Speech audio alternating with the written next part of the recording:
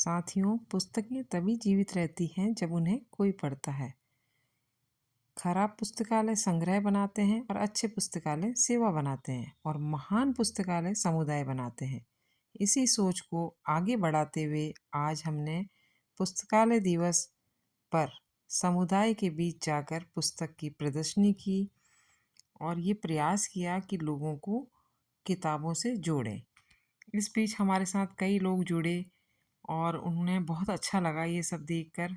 उनके साथ हमने कुछ लोग अभी साक्षर भी नहीं थे, उनके साथ भी मिलकर हमने उन्हें किताबों के बारे में बताया और उन्हें उनसे बातचीत की, तो उन्हें भी बहुत अच्छा लगा किताबों से जुड़कर। और काफ़ी सारी बातें हमने की। जैसा कि आपको पता ही है कि किताबें बातें करती हैं बीते ज़माने की, ज़मीन की, आसमानों की। और किताबें तुमसे कुछ कहना चाहती हैं, ये तुम्हारे पास रहना चाहती है। तो क्यों ना हम सब ये मिलकर प्रणय लें कि जो कंप्यूटराइज़ युग हो गया है, जो मोबाइल बच्चे हाथ में ले रहे हैं, उनको कुछ रंगीन किताबों के साथ उन किताबों से जोड़ने का प्रयास करें, पढ़ने की इस संस्कृति को आगे बढ़ाएँ। और छोटे-छोटे बच्चे भी हमारे साथ इस मुहिम में जुड़े, उन्हें किताबें देखकर बहुत अच्छा लगा क्योंकि इससे पहले उन्हें किसी ने इस प्रकार की रंगीन किताबें नहीं दी थी। तो मुझे महसूस भी हुआ कि हम किताबों से काफ़ी दूर होते जा रहे हैं और बच्चों को इस बारे में थोड़ी कम जानकारी दे रहे हैं, उनके हाथ में मोबाइल पकड़ा देते हैं। तो आज से ही हम ये प्रण लें कि हम अपने बच्चे के लिए महीने में कम से कम 1 या 2 बार कोई रंगीन किताब लाकर दें ताकि पढ़ने की ये संस्कृति आगे बढ़े।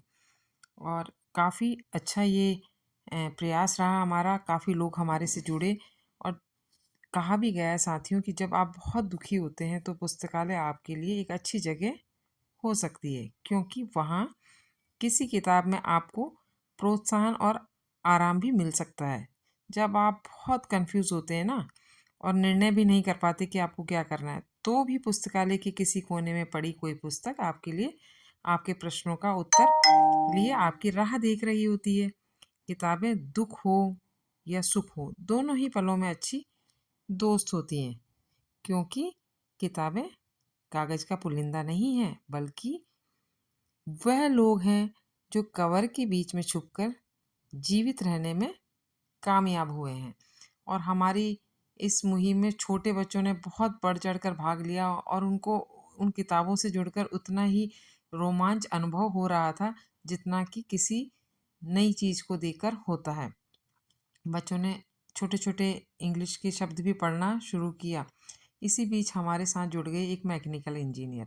उनसे भी हमारी बात हुई।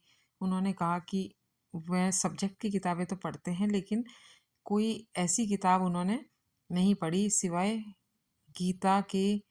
तो इस बारे में भी उन्होंने हमारे से काफ़ी बातचीत की और हमने उनसे प्रॉमिस लिया कि अगली बार जब हम इस पार्क में हमारी किताबों के साथ आएँगे, तो वह भी कोई एक नई किताब पढ़कर हमसे जुड़ेंगे। सच में किताबों से जुड़ना बहुत ही जिसे कहते हैं ना रोमांच भरा तो होता ही है और सुकून देने वाला भी होता है। और ये किताबें ही हमारी सच्ची मित्र भी होती हैं।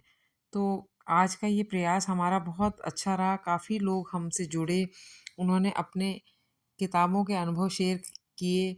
लेकिन एक बात जो सामने उभर कर आई वो मन को बहुत व्यथित कर रही थी कि अब हम किताबें उतनी नहीं पढ़ते और जब हम छोटे थे तो नंदन, चंपक, फैंटम, रामू, अ, छोटू मोटू ऐसी जैसी कई किताबें हमारे आसपास घूमती रहती थी कि उस समय डिजिटल मीडिया इतना प्रभावित नहीं था। और आज ये स्थिति हो गई है कि हम किताबों से बिल्कुल पूरी तरीके से दूर हो गए हैं और हम ये भी नहीं सोच पाते कि कोई किताब हमें लेनी है या खरीद कर पढ़नी है।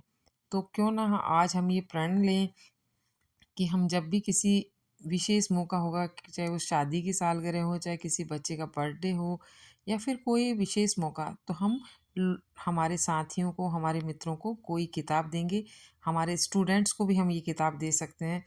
मुझे खुशी होगी यदि हम ये सोच सकेंगे कि कंप्यूटर के युग में भी हम पुस्तकालय की भूमिका कायम रख सकें और इसमें वृद्धि कर सकें। बच्चों को मैंने कहानी सुनाई और वहाँ बैठे हुए वृद्धजन और स्थानीय जनों को भी मैंने वो कहानी सुनाई।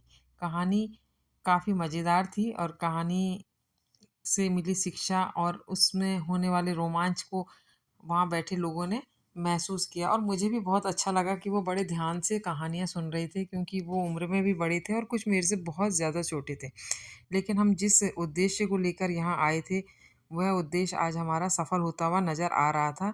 बच्चे किताबों की दुनिया में बहुत खुश थे और बहुत अच्छा महसूस कर रहे थे। लोगों ने हमसे इस बारे में खुलकर बातचीत की कि कैसे वो किताबों से दूर हो गए हैं। तो किताबों को जलाने से भी बड़ा पाप यह है कि उन्हें हम ना पढ़ें। तो क्यों ना पुस्तकों के पढ़ने की संस्कृति को विकसित किया जाए और हम सब मिलकर कुछ नई किताबें खरीदें और अपने संग्रह में किताबों को बढ़ाएं और इस संस्कृति को आगे ले जाएं। इसी आशा के साथ आज का ये सत्र बेहद मज़ेदार रहा और लोगों को भी इसमें आनंद आ रहा था। और हालांकि थोड़ा बारिश का मौसम था और मौसम ने भी हमारा काफ़ी साथ दिया। बरसात नहीं हुई तो हम अपने कार्यक्रम को काफ़ी सुगमता से अ, सुगमता के साथ हम उस कार्यक्रम को मैं आगे ले जा पाए और बच्चों ने भाग लिया और बच्चों को बहुत आनंद आ रहा था। ये चीज़ देखकर मुझे भी बहुत अच्छा लग रहा था और बच्चे और भी दूसरी कहानियाँ सुनने का लिए मुझे बोल रहे थे, लेकिन समय की कमी और सीमित होने के कारण मैंने कहा कि अगली बार उनको और कहानियों के साथ यहाँ आएँगे। और बुजुर्ग लोगों ने भी हमारे से प्रॉमिस किया कि वो हमसे जुड़ेंगे और हमारी इस मुहिम को आगे ले जाएँगे। और इस प्रकार से कहानी, कविता और भी कई रोमांच भरी बातों के साथ आज का ये सत्र मज़ेदार बन पड़ा था। जितना मैंने सोचा नहीं था उससे भी ज़्यादा मज़ेदार ये सत्र था और सभी आनंद की अनुभूति लिए हुए थे और बच्चे किताबों को देख रहे थे और उन्हें पढ़ने के लिए लालायित हो रहे थे। वह सोच रहे थे कि किस प्रकार से मैडम इस किताब को छोड़े तो हम ये किताब पढ़ें। और बच्चों ने काफ़ी मज़ेदार उत्तर दिए और हमारे साथ जुड़ी हुई एक स्थानीय जन ने भी अपने अनुभव शेयर किए और उन्हें भी बहुत अच्छा लगा। तो thank you so much for watching this video.